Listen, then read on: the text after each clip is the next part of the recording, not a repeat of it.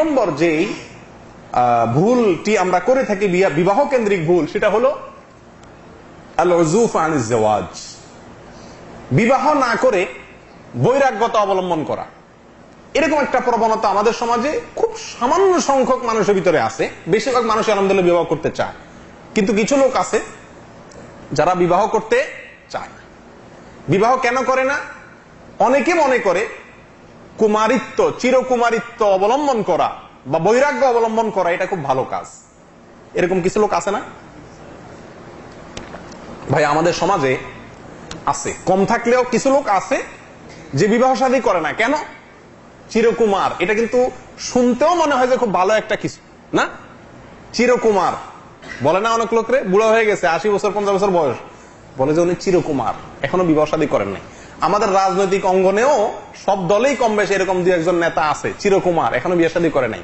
অর্থাৎ উনি ওনার গোটা জীবন জনগণের জন্য দিয়ে দিচ্ছে। আমরা আন্তর্জাতিক পরিমণ্ডলেও দেখি ভালো ভালো কিছু নামি দামি মানুষ আছে যারা কখনো বিয়ে শাদী করে নাই, যেমন মাদার তেরেসা। হ্যাঁ, সারা পৃথিবী তাকে সম্মান করে, মুসলমানরাও অনেকে করে। এবং তার একটা কারণ এটাও যে তিনি বিবাহ পর্যন্ত করেন নাই। প্রিয়দিনী ভাইরা, বিবাহ না করে যে কোনো কল্যাণমূলক কাজের জন্য নিজের জীবনকে ব্যয় করা, এই জন্য এই ভেবে যে বিবাহ করলে আমি কি হয়ে যাব, সংসারে ব্যস্ত হয়ে যাব, তার চাইতে আমি ওই সময়টা পরিপূর্ণভাবে দেব কাকে? কোন জনকল্যাণমূলক কাজে, কোন ভালো কাজে। এই চিন্তাটুকু সঠিক না বেঠিক? বিশেষ করে বুদ্ধদের ভিতরে এই প্রবণতা আছে যে তারা বৈরাগ্যতা অবলম্বন করে। প্রিয়দিনী ভাইরা, আল্লাহ সুবহানাহু ওয়া তাআলা দুনিয়াতে যত নবী রাসূল পাঠাইছেন তাদের প্রায় সকলে, এক দুইজন বাদে প্রায় সকল নবী বিবাহ শাদী করেছেন। তাদের চাইতে কল্যাণমূলক কাজ করা মানুষ পৃথিবীতে আর কেউ হতে পারে? আল্লাহ সুবহানাহু ওয়া তাআলা বলেন, ওয়ালাকাদ আরসালনা রুসুলাম মিন ক্বাবলিক ওয়াজআলনা লাহুম আজওয়াজান ওয়া যুররিয়্যাহ। সূরা রাদের 38 নম্বর আয়াত আল্লাহ সুবহানাহু ওয়া তাআলা বলেন, আমাদের নবী করিম সাল্লাল্লাহু আলাইহি ওয়াসাল্লামকে লক্ষ্য করে, হে রাসূল, আপনার আগে বহু নবী রাসূল আমি দুনিয়াতে পাঠাইছি এবং তাদের স্ত্রী ছিল, সন্তান সন্ততি ছিল। তাহলে আমাদের নবী এবং তার আগে যত নবী ছিলেন তাদের প্রায় সকলকে, এক দুইজন বাদে প্রায় সকল নবীকেই আল্লাহ সুবহানাহু ওয়া তাআলা বিবাহ শাদী, সংসার এগুলোর সঙ্গে জড়িত করেছেন। তাহলে বোঝা গেল যে ভালো মানুষ হওয়ার জন্য বিবাহ কোনো বাধা নয়, বরং বিবাহ করা একটা ভালো কাজ। বিবাহ করা কি একটা ভালো কাজ? আচ্ছা, বিবাহ করা কি ফরজ না সুন্নাত? আপনাদের কি মত? সুবহানাল্লাহ। আচ্ছা, কিছু কিছু লোক ব্যতিক্রম বলছেন, যারা ফরজ পক্ষে তারা হাত তোলেন। ইয়া আল্লাহ, তো ম্যাক্সিমাম মানুষ ফরজের পক্ষে। ঠিক আছে, বিবাহ করা সুন্নাত এর পক্ষে যারা আছে তারা হাত তোলেন, মাত্র 3-4টা হাত। ঠিক আছে, নামান। এই প্রশ্ন আমার কাছে বহুবার মানুষ করছে ফোন করে, যে শেখ, বিবাহ কি ফরজ না সুন্নাত? আমাদের সমাজে প্রচলিত আছে বিবাহ সম্পর্কে যে বিবাহ করা কি ফরজ। খুব জোর করে বলে, এটা মজার ইবাদত, তো ফরজ খুব জোর করে বলে। ভাই, কথা ঠিক আছে, বিবাহ ফরজ হয় বিশেষ ক্ষেত্রে, সাধারণভাবে বিবাহ ফরজ না। সাধারণ অবস্থাতে বিবাহ কি সুন্নাত। সাধারণ অবস্থাতে বিবাহ কি স্বাভাবিক অবস্থায় সুন্নাত, হালাতে ইতিদালের মধ্যে। নবী করিম সাল্লাল্লাহু আলাইহি ওয়াসাল্লাম বলেছেন, আন-নিকাহু মিন সুন্নতি, বিবাহ আমার সুন্নতের অন্তর্ভুক্ত। তাহলে বিবাহ করাটা মূলত সাধারণভাবে কি সুন্নাত। কোন ব্যক্তির জন্য সুন্নাত? যে ব্যক্তি বিবাহ করলে ভালো, গুনাহ থেকে বাঁচতে পারবে, কিন্তু না করলে সে যে কোনো গুনাহে লিপ্ত হয়ে যাবে এরকম কোনো সম্ভাবনা নাই। এই ব্যক্তির জন্য স্বাভাবিক অবস্থা, ভরণ পোষণ দেওয়ার ক্ষমতা আছে, স্ত্রীর হক আদায় করার শারীরিক ক্ষমতা আছে, এরকম স্বাভাবিক অবস্থাতে বিবাহ করা কি সুন্নাত। আর যদি এমন হয় যে না, তার বিবাহ করার সকল সক্ষমতা তার কাছে বিদ্যমান, না করলে সে গুনাহে লিপ্ত হবে নিশ্চিত, এমন কোন পরিবেশে আছে, তখন তার জন্য বিবাহ করা কি হয়ে যায়? ফরজ হয়ে যায়, নিজের আত্মরক্ষার জন্য। প্রিয়দিনী ভাইরা, যাই হোক, তাহলে এক নম্বর কথা হলো বিবাহ না করে ভালো মানুষ হওয়ার কোন সুযোগ নাই। আল্লাহ তাআলা আমাদেরকে বৈরাগ্যতা অবলম্বন করে নির্দেশ দেন নাই। নবী করিম সাল্লাল্লাহু আলাইহি ওয়াসাল্লাম বলেছেন, লা রুহবানিয়াতা ফিল ইসলাম, ইসলামে কোনো কি নাই, বৈরাগ্যতা নাই। প্রিয়দিনী ভাইরা, আমরা প্রবাসী যারা আছি, এখানেও বহু লোক আছেন অবিবাহিত। যারা অবিবাহিত হাত তোলেন তো দেখি, এখনো বিবাহ করেন নাই। মাশাআল্লাহ, সুবহানাল্লাহ। আমাদের ক্যামেরাম্যান অবিবাহিত। যাই হোক, তো যারা বিয়ে করেননি এখনো অনেকেই আছে এই প্রবাসের বাইরে 30-35 আগ পর্যন্ত বিয়ে করে না, বিয়ে করতে চান। আমাদের সমাজের একটা চরম একটা রোগ হয়ে গেছে এখন, সেটা হলো কি 30-25 আগে তো বিয়ের কথা চিন্তাই করতে পারে না, করলে সমাজ সেটাকে কি করে, খারাপ চোখে দেখে। প্রিয় দিনী ভাইরা, এটা খুব বাজে একটা প্রবণতা। বিবাহ করতে হবে আপনার প্রাপ্তবয়স্ক হওয়ার পরে, যত দ্রুত আপনার কাছে কি আসে, স্ত্রীর হক আদায় করার মতো ব্যবস্থা হয়ে যায়, ডাইল ভাতের ব্যবস্থা হয়ে যায়, তত দ্রুত আপনাকে বিবাহ করার চেষ্টা করতে হবে।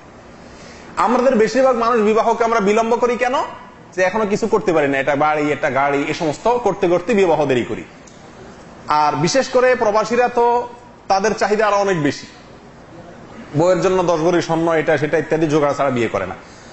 যারা অর্থের অভাবে বিয়েকে দেরি করছেন, বিয়ে সহজে করছেন না, তাদের জন্য একটা সুখবর আছে। সুনানে তিরমিজির একটি হাদিস, ইমাম তিরমিজি রাহিমাহুল্লাহ হাদিসটিকে হাসান বলেছেন, আর অন্যান্য হাদিসের কিতাবেও আসছে।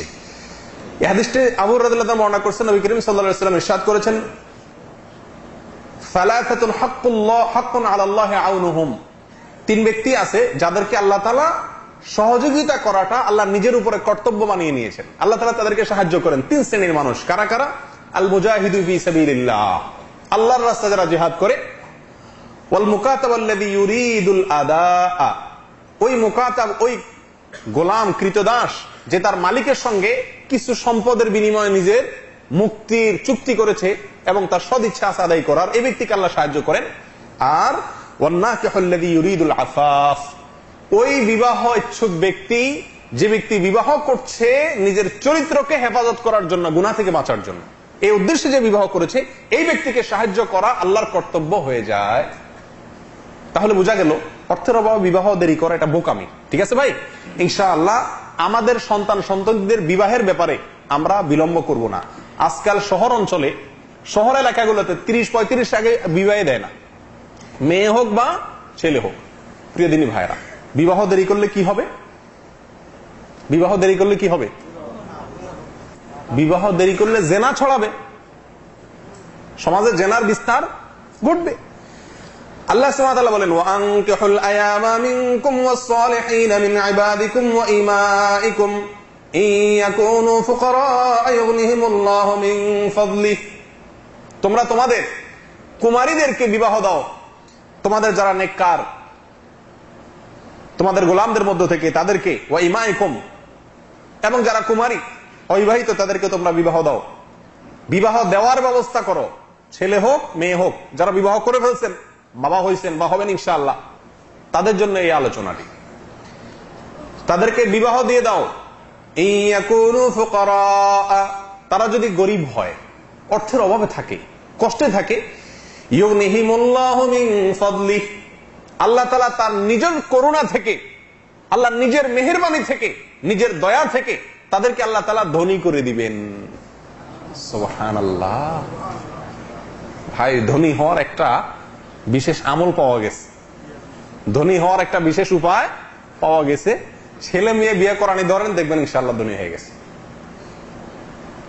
আসলেও আপনারা যারা বিবাহ করেছেন, বেশিরভাগ মানুষই আল্লাহ সুবহানাহু ওয়া তাআলা আপনার ঘরে যে আসছেন তার রিজিকেরও ব্যবস্থা আল্লাহ তাআলাই করে রেখেছেন। আপনার মাধ্যমে আসবে, কিন্তু তার রিজিকও আসবে আপনার কাছে।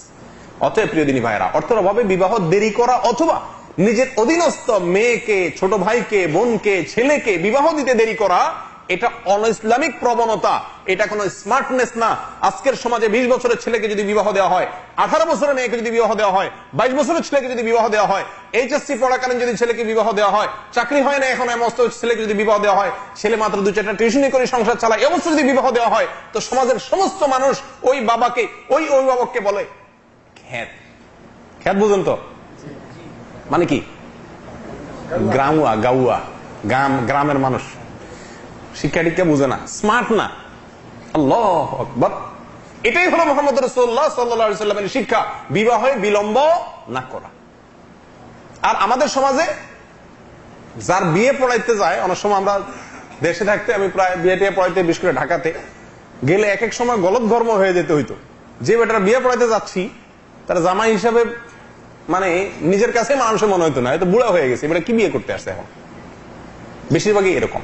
অতএব নিজের চরিত্র হেফাজতের জন্য বিবাহে বিলম্ব করা যাবে না, ছেলে হোক অথবা মেয়ে হোক।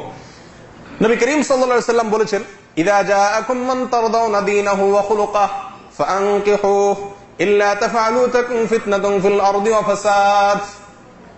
নবী করিম সাল্লাল্লাহু আলাইহি ওয়াসাল্লাম বলেন, তোমাদের জন্য যদি ছেলে হোক আর মেয়ে হোক যদি পাত্র পাত্রী পেয়ে যাও, এমন কোন পাত্র অথবা পাত্রী পেয়ে যাও যার দিন, যার দিনদারি, যার তাকওয়া, যার লিল্লাহিয়ত, আল্লাহ ভীতি, এর ব্যাপারে তুমি সন্তুষ্ট থাকতে পারো, এরকম পর্যায়ে থাকে, সন্তোষজনক দিনদারি যার ভিতরে থাকে, যার আখলাক, দুইটা জিনিস, দিনদারি এবং কি আখলাক। অনেকে একটা হাদিসের ভুল ব্যাখ্যা করে প্রচার করে, তুনকাহুল মারআতু লিআরবাইন, এই হাদিস দিয়া অনেকে মনে করে যে বিবাহ করতে হয় চারটা জিনিস দেখা। এখানে নবী করিম সাল্লাল্লাহু আলাইহি ওয়াসাল্লাম বলেছেন তুনকাহু, বিবাহ করা হয়, সমাজের মানুষ করে চারটা জিনিস দেখে, কিন্তু ওনার নিজের সাজেশন কি, নবীজির পরামর্শ হলো যে ইযা জাআকুম মান তারদাউনা দীনাহু ওয়া খুলুকাহু, তোমাদের কাছে যদি ছেলের জন্য প্রস্তাব নিয়ে আসে মেয়ে, অথবা মেয়ের জন্য ছেলে পক্ষ, এমন কোন ছেলে যদি পেয়ে যাও মোটামুটি যার দিনদারির ব্যাপারে, যার আখলাকের ব্যাপারে তুমি সন্তুষ্ট হও, তাহলে তাকে তোমরা কি করো, বিবাহ দিয়ে দাও। ফাআনকিহুহু, তাহলে তাকে বিবাহ দিয়ে দাও, দেরি করিও না। ইল্লা তাফআলু, যদি দেরি করো, আরেকটু ভালো, আরেকটু ভালোর আশায়, আরেকটু পয়সা আলার আশায়, আরেকটু মালদারের আশায়, আরেকটু বাড়ি গাড়ি আলার আশায় যদি দেরি করো, তাকুন ফিতনাতুন ফিল আরদি ওয়া ফাসাদ, তাহলে আল্লাহর জমিনে ফিতনা হবে, ফিতনা, জিনা, ব্যভিচার, এগুলো বাড়বে এবং ফাসাদ আসবে। প্রিয়দিনী ভাইরা, তাহলে বিবাহ যত দ্রুত সম্ভব করতে হবে চরিত্র হেফাজতের নিয়তে, এবং অধীনস্থদেরকে যত দ্রুত সম্ভব বিবাহ দেওয়ার ব্যবস্থা করতে হবে। ক্লিয়ার? আল্লাহ তাআলা আমাদেরকে তৌফিক দান করেন। তাহলে মেয়ে এমএ পাস করার অপেক্ষা করবেন না তো ইনশাআল্লাহ, ছেলে এমবিএ বিবিএ করবে সেই জন্য অপেক্ষা করবেন না তো ইনশাআল্লাহ। কয়জন বাবা পাওয়া যায় আমাদের সমাজে যে ছাত্র থাকাকালীন সময় একজন বিবাহ করানো কিন্তু খুব কঠিন, এখানে আরেক আলোচনা চলে আসে। এত পরিমাণ খরচ বিবাহ উপলক্ষে আমরা করি আমাদের সমাজে যে বিবাহটা কঠিন হয়ে গেছে, জেনা করা সহজ হয়ে গেছে। বিবাহ খুব সহজ জিনিস ভাই, খুব সহজ। ইসলাম যেভাবে বিবাহের কথা বলেছে, আপনি সেই বিবাহের কথা যদি বলেন, তাহলে আমাদের দেশের প্রত্যেকটি এইচএসসি পড়ুয়া ছেলেকে বাবা মা বিয়ে দিতে পারে, বিয়ে করাতে পারে, সেই ক্ষমতা ম্যাক্সিমাম বাবা মার আছে, কিন্তু করানো হয় না। ঠিক না বেঠিক? আপনারা করাবেন তো ইনশাআল্লাহ? জি। ফ্যামিলি প্ল্যানিং আলার এই আলোচনা শুনলে হয়তো বলবে যে আর এক খেত আসছে, আমরা পরিকল্পনা করে লোক কমানোর চেষ্টা করতেছি, আগে আগে বিয়ে করার ফজিলত বলতেছে। তো নিজেরা আগে আগে বিবাহ করবেন সমাজ থেকে জেনার হার কমানোর জন্য। আজকে কলেজ ইউনিভার্সিটি গুলোতে যারা পড়াশোনা করে, প্রতিদিন পত্রিকার পাতা খুললে দেখা যায় এদের ম্যাক্সিমাম, এদের ভিতরে জেনা, ব্যভিচার আম ব্যাপক হয়ে গেছে। যদি এই ছেলেগুলো বেশিরভাগ বিবাহিত হতো তাহলে এর অর্ধেকও হতো না, আরো নিচে নেমে আসতো। কারণ প্রত্যেকের একটা কমিটমেন্ট থাকতো, স্ত্রী স্বামীর প্রতি, স্বামীর স্ত্রীর প্রতি। এখন তো কোনো কমিটমেন্ট নেই, সবাই ছাড়া গেল গরুর মতো। যার কারণে ছেলে হোক মেয়ে হোক, কলেজ ভার্সিটির ছেলেরা মেয়েরা বেশিরভাগ এরকম ভাবে গুনাহে লিপ্ত হয়ে যাচ্ছে। এই প্রবণতাটা বন্ধ হওয়া দরকার, সমাজের এই প্রচলনটার উল্টা পথে চলা দরকার। আপনারা চেষ্টা করবেন তো ইনশাআল্লাহ? ছোট ভাই বোন নিজেদের ছেলে মেয়েরা বিবাহের উপযুক্ত যদি হয়, বিবাহ উপযুক্ত কখন হয় ভাই? আমাদের সরকারের, আমরা যে দেশে বসবাস করি সে দেশের সরকারের আইন হলো 18 বছর, এখন বোধ বাড়াইছে, 21-22 করছে বোধ হয়।